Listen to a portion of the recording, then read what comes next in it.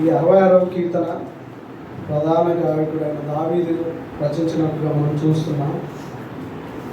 మొదటి వచనం చూసుకున్నట్లయితే, సర్వలోక నివాసులారా దేవుని గురించి సంతోష గీతము పాడుడి, ఆయన నామ ప్రభావము కీర్తించుడి.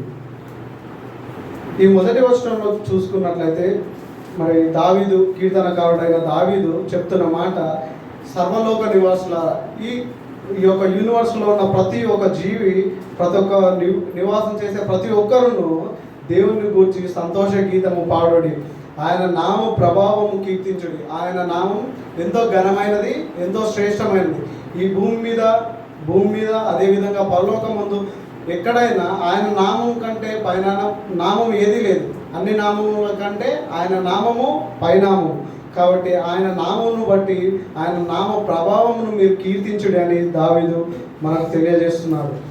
అదేవిధంగా రెండవ వచనము మూడవ వచనంలో మనం చూసుకున్నట్లయితే, ఆయనకు ప్రభావం ఆరోపించి ఆయనను స్తోత్రించుడి, ఇలాగూ దేవునికి స్తోత్రము చెల్లించుడి. నీ కార్యములు ఎంతో భీకరమైనవి, నీ బలాతిశయమును బట్టి నీ శత్రువులు లొంగి నీ యొద్దకు వచ్చును. దేవుని కార్యములు నిజంగా ఎంతో భీకరమైనవి. అంటే ఏ మనుషులు దాన్ని ఊహించలేరు. ఎవరికి అసాధ్యమైన అలాంటి క్రియలు దేవుడు మనం చూస్తాం. బైబిల్లో ఎన్నోసార్లు ఎన్నో విధాలుగా దేవుడు ఎన్నో మేలులు చేశాడు. కొన్ని మనం చూసినట్లయితే, అంటే మనుషులు ఆశ్చర్యపడేవి కొన్ని మనం చూసినట్లయితే, దేవుడు మరి సముద్రంలో అలలు రేగినప్పుడు ఆయన మాట చేత వాటన్నిటిని ఆపడం, నీళ్ళ మీద ఆయన నడుచుకుంటూ రావడం, ఇంకా మండుచున్న అగ్నిలో ఉన్న మనుషులను కాపాడడం, అదేవిధంగా సింహపు నోళ్లను మూయడం. ఈ విధంగా దేవుడు ఎన్నో భీకరమైన కార్యములు, అంటే మనుషులను ఆశ్చర్యపరిచే విధముగా ఎన్నో కార్యములు దేవుడు చేశాడు. అదేవిధంగా ఈ రెండో లైన్లో మనం చూసుకున్నట్లయితే, నీ బలాతిశయమును బట్టి నీ శత్రువులు లొంగి నీ యొద్దకు వచ్చెదరు. ఇక్కడ మనకు ఈరోజు మనం ధ్యానించుకుంటున్నట్టు ఇందులో మొదటి మాట మనం చూసుకున్నాం. దేవుని బలమును బట్టి మనం ఆయనను కీర్తించాలి. ఆయన బలాన్ని మనము దేంతో పోల్చగలం కదా? ఆయన సర్వశక్తిమంతుడు. ఆయనకు అన్నిటిపైన అధికారం ఉంది, అన్నిటినీ ఛేదించే ఆ యొక్క బలం ఆయనకు ఉంది. దేవుడు మనం బైబిల్లో కొన్ని సందర్భాలు మనం చూస్తాం. అంటే మనుషులను ఆయన దీవించినప్పుడు, ఆయన ఆశీర్వదించినప్పుడు వాళ్ళు పొందిన బలంతో ఎన్నో యుద్ధాలు గెలిచిన సందర్భాలు బైబిల్లో ఉంటాయి. ఎగ్జాంపుల్గా దావీదు మరి గొలియాతును బాలుడైన దావీదు ఎంతో బలవంతుడైన గొలియాతును చంపడం మనం చూస్తాం. అది దేవుని బలమే కదా. అదేవిధంగా గాడిద దవడతో ఆ ఎముకతో 1000 మందిని చంపడం, అది కూడా దేవుడిచ్చిన బలమే కదా. అదేవిధంగా సింహాన్ని 2గా చీల్చడం కూడా దేవుడిచ్చిన బలమే. అదేవిధంగా మరి గిద్యోను చేసిన యుద్ధం మన అందరికీ ఎంతో ఆశ్చర్యకరమైనది. 300 మందితో 130,000 మందిని ఎదుర్కోవడం అనేది అసాధ్యమైనది, ఎంతో అసాధ్యమైనది. అది సాధ్యమైన 300 మందితో 130,000 మందిని ఎదుర్కొనడం అంటే, మళ్ళీ ఆ యుద్ధంలో దేవుడు గొప్ప విజయాన్ని వాళ్ళకు అనుగ్రహించాడు. ఇవన్నీ దేవుని కార్యాలు, ఎంతో ఆశ్చర్యమైన కార్యాలు దేవుడు చేస్తాడు. ఆయన బలమును బట్టి మనము దేవుణ్ణి స్తుతించాలి. సర్వలోకము నీకు నమస్కరించి నిన్ను కీర్తించును, నీ నామమును బట్టి నిన్ను కీర్తించును. సర్వలోకం, ఈ లోకమంతా దేవుణ్ణి స్తుతింపదగ్గ నామం ఆయనది. ఇప్పుడు కాకపోయినా ఒకరోజు ప్రతి మోకాళ్ళు వంగవలసిన రోజు రాబోతుంది. ప్రతి ఒక్కరూ దేవుణ్ణి స్తుతించవలసిన రోజు రాబోతుంది. అదేవిధంగా ఒక దేవుని ఆశ్చర్య కార్యములను చూడరండి, నరుల ఎడల ఆయన జరిగించు కార్యములను చూడగా ఆయన భీకరుడై ఉన్నాడు. ఆయన సముద్రమును ఎండిన భూమిగా చేసెను, జనుల కాలినడక దాటిని, అక్కడ ఆయన యందు మేము సంతోషించుతుంది. ఇది ఇశ్రాయేలీయుల పట్ల దేవుడు చేసిన గొప్ప కార్యం. మనకు ఈ సందర్భం మనకందరికీ తెలుసు. సముద్రంను 2 పాయలుగా విభజించే ఆ సందర్భం నిజంగా అది సాధ్యమైనదా? మనము ఇప్పుడు బయట చూసుకున్నట్లయితే కొంతవరకు నీళ్ళు ఆపడానికి డ్యామ్లు చిన్నవి కడుతున్నారు. కానీ సముద్రంలో నీళ్లను వేరుపరచడం అనేది చాలా అసాధ్యమైన పని. కానీ దేవుడు మాత్రం దాన్ని ఈజీగా వేరుపరిచి ఆ నేలను కూడా ఎండిన నేలగా మార్చి ఇశ్రాయేలు ప్రజలకు ఆ యొక్క దారిని దేవుడు చూపించాడు. నిజంగా ఇక్కడ మనము ఒక మాటను మనం జ్ఞాపకం చేసుకుందాం. మత్తయి సువార్త, దేవుడు కొండ మీద ప్రసంగంలో మాట్లాడిన మాట, మత్తయి సువార్త 7వ అధ్యాయము 9వ వచనం.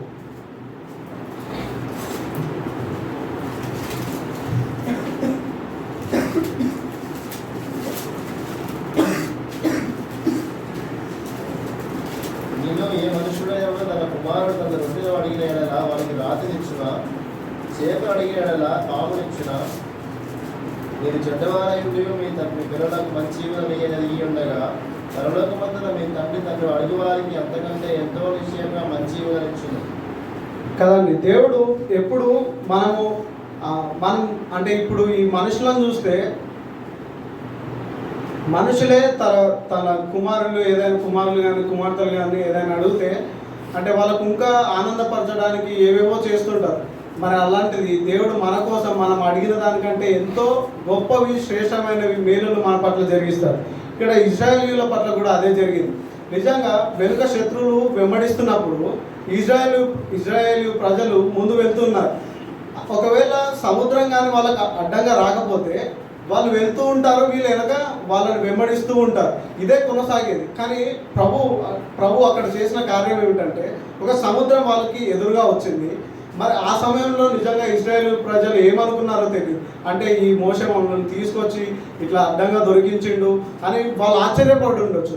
కానీ దేవుడు మాత్రం సముద్రంను 2 పాయలుగా చేసి ఇజ్రాయేల్ ప్రజలను అక్కడి నుంచి నడిపించాడు. అదేవిధంగా శత్రువులను కూడా అదే సముద్రంలో ముంచివేయడం మనం గమనిస్తాం. అంటే ఒక తాత్కాలిక సమాధానం కాదు, వాళ్ళకి మంచి పరిష్కారాన్ని దేవుడు వాళ్ళకి అనుగ్రహించాడు కదండి.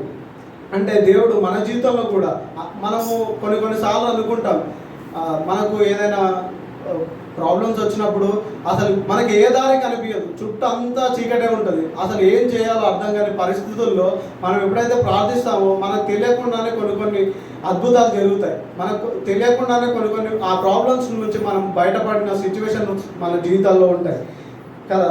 దేవుడు చేసే ఇలాంటి కార్యాలను బట్టి దేవుని మనము స్తుతించాలి. అదేవిధంగా 8వ వచనం, జనములారా మా దేవుణ్ణి సన్నతించుడి, గొప్ప స్వరముతో ఆయన కీర్తి వినిపించాడు. జీవప్రాప్తులుగా మమ్మల్ని కలుగజేయవాడు ఆయనే, ఆయన మా పాదములను కదలనీయడు. ఇక్కడ 9వ వచనంలో మనం చూసుకుంటే దేవుడు మన జీవితాలను కాపాడుతున్నాడు. ఇంగ్లీష్లో చూసుకుంటే ప్రిజర్వ్డ్ అవర్ లైఫ్స్ అని ఉంటుంది. అంటే దేవుడు నరకం నుంచి మనల్ని తప్పిస్తున్నాడు. అయితే మనమందరం నరకానికి ఎందుకు పాత్రులమయ్యాం? మన జన్మ పాపాలు, కర్మ పాపాల చేత మనము తప్పనిసరిగా నరకంలో వేయబడాలి. కానీ దేవుడు మన స్థానంలో మనం పొందవలసిన శిక్షను ఆయన పొంది దేవుడు మనకు నిత్య జీవాన్ని ఇచ్చాడు. మన జీవితాలని అంటే మనము ఈ భూమి మీద నుండి ఏదో ఒక రోజు మన శరీరం మరణించవచ్చు, కానీ మనకు నిత్య జీవం ఉంది. అది అంటే కోట్ల సంపద కంటే విలువైనది నిత్య జీవం కదా. ఆ నిత్య జీవాన్ని దేవుడు మనకు అనుగ్రహించాడు. అందుని బట్టి దేవుణ్ణి మనం స్తుతించాలి. చివరిగా, దేవా నీవు మమ్మల్ని పరిశీలించి ఉన్నావు, వెంటిని నిర్మూలము చేయ రీతిగా మమ్మల్ని నిర్మూలము చేసి ఉన్నావు. దేవుడు మనల్ని అనుక్షణం పరీక్షిస్తూ ఉన్నాడు, పరిశీలిస్తూ ఉన్నాడు. దేవుడు అంటే మనం చేయే ప్రతి క్రియలను ఆయన గమనిస్తున్నాడు. ఇప్పుడు వెండి కానీ బంగారం కానీ డైరెక్ట్గా భూమిలో నుంచి తీసిన వెంటనే అదేమైనా పనికొస్తుందా? అంటే భూమిలో తీసుకున్నప్పుడు గడ్డలుగా ఉంటుంది, దాన్ని ఎవరైనా వాడతారా? అంటే కొన్నిసార్లు ఫ్రీ ఇస్తే కూడా తీసుకోరేమో మరి. కానీ అంటే దాన్ని అగ్ని చేత దాన్ని పరీక్షింపబడిన తర్వాత అది ఏమవుతుంది? ఎంతోమందికి యూస్ఫుల్గా ఉంటుంది. దేవుడు కూడా తన వాక్యం చేత, తన ఆజ్ఞల చేత మనల్ని అనుదినం నూతనంగా మారుస్తున్నాడు, అనుదినం మనల్ని నీతిమంతులుగా మారుస్తున్నాడు. అందువలన దేవుని మనము స్తుతించదగ్గ ఉన్నాము. ఇప్పుడు ఈ 10 వచనాల్లో మనం చూసుకున్నాం. 4 మాటలు నేను మరలా మీకు జ్ఞాపకం చేయాలనుకుంటున్నాను. మొదటిగా ఆయన బలమును బట్టి మనము స్తుతించాలి. రెండవదిగా ఆయన మన పట్ల చేసిన గొప్ప కార్యములను బట్టి మనం దేవుణ్ణి స్తుతించాలి. మూడవదిగా దేవుడు మనకు నిత్య జీవాన్ని ఇచ్చాడు, మన జీవితాలను కాపాడాడు కాబట్టి దేవుణ్ణి మనం స్తుతించాలి. నాలుగవదిగా మనల్ని నూతన పరుస్తున్నాడు, మనకు ఒక పనికొచ్చే పాత్రగా మనల్ని మారుస్తున్నాడు కాబట్టి దేవుణ్ణి స్తుతించాలి. అందరం కలిసి దేవుణ్ణి స్తుతిద్దాం. దేవుడు ఇచ్చిన చిన్న మాటలు దీవించుకుందాం.